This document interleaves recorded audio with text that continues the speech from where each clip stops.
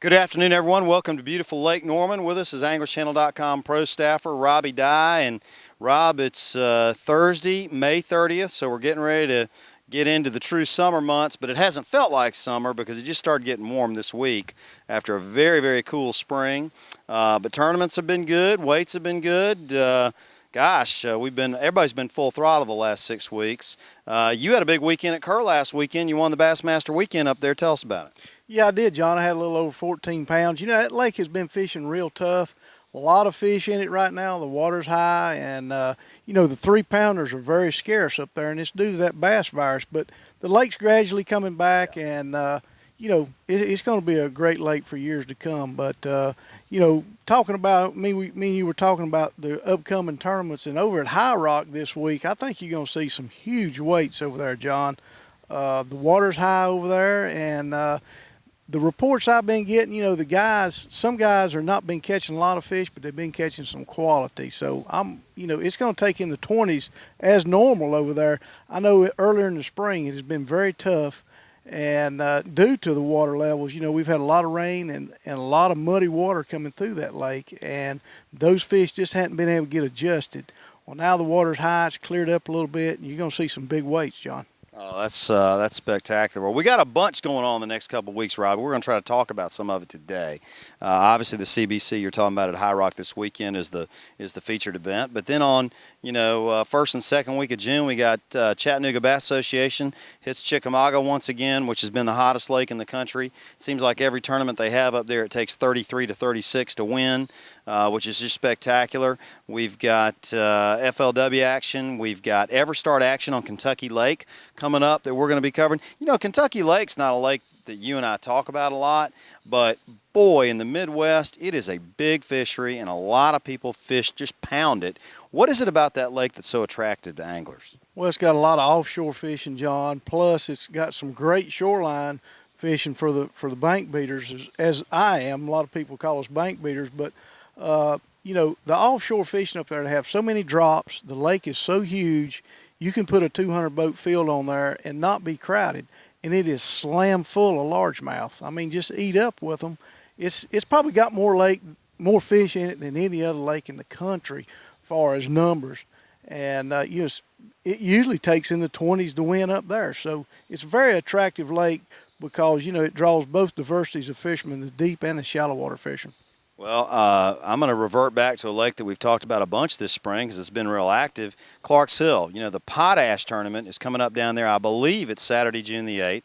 $12,000 is guaranteed for first place. This is coming off the Kicks 99 Hooked on Country Bass tournament, which guaranteed $10,000 for first. I mean, there is a lot of money being paid out at Clark Hill, and the weights continue to be good. It's a much better fishery than it was a year ago.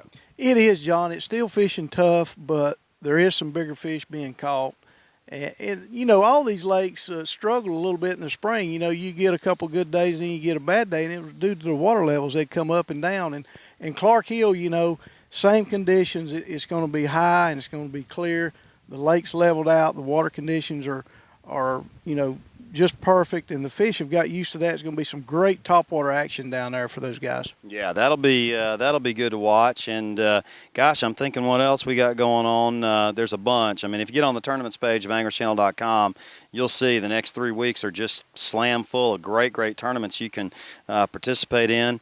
Robbie, the CBC is starting to wind down, and as well as some of the other team trails that have had phenomenal years. I'll tell you one team trail that's coming up that we haven't covered that we do plan on going up to see is Tom's Marine will be on Douglas Lake, I believe, in a week or two before their championship. Douglas Lake, we had the Bassmaster Southern Open up there just a few weeks back. There were some tremendous fish caught at that tournament.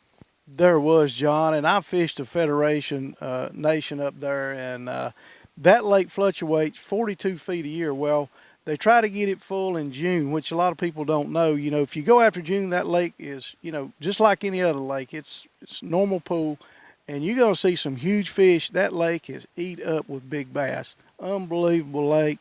Love to go back there. You're going to see definitely a 20 to 25 pound stringer come out of there. That's fabulous. Let's not forget the Lee King Benefit Tournament down on Eufaula, second weekend of June. I believe that's the 15th of June. That is going into its 8th or 9th year. It's for the Niemann-Pick disease, which Lee King had, and now they're in support of that. So Eufaula's had a pretty good year. Water levels down there don't fluctuate 42 feet a year, but if that lake backs off 2 feet, you think it's almost dry.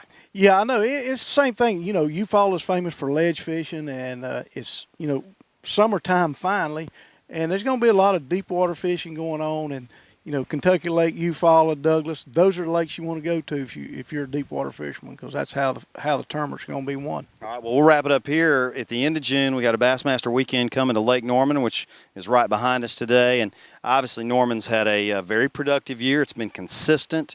You know what amazes me about Norman, and I don't think it gets enough publicity for this. This lake has got a tremendous amount of pressure on it every single week, and it continues to produce large numbers of fish.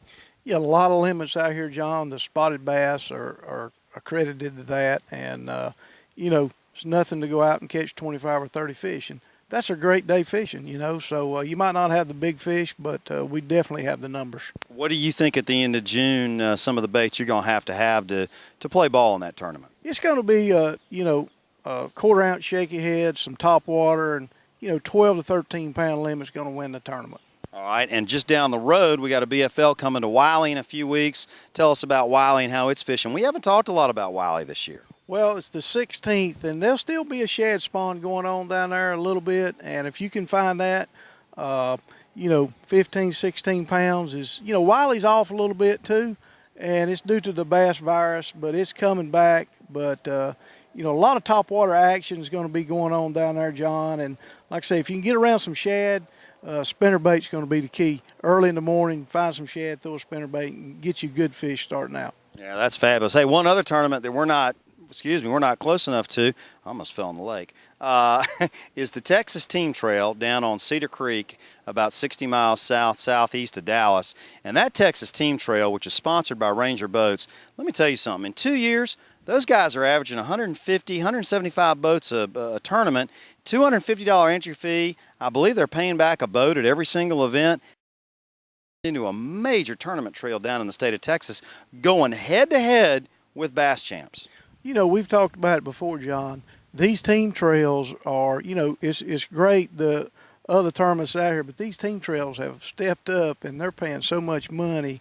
You know, who's not going to go fish for a boat for a $200 entry fee or $250 entry fee?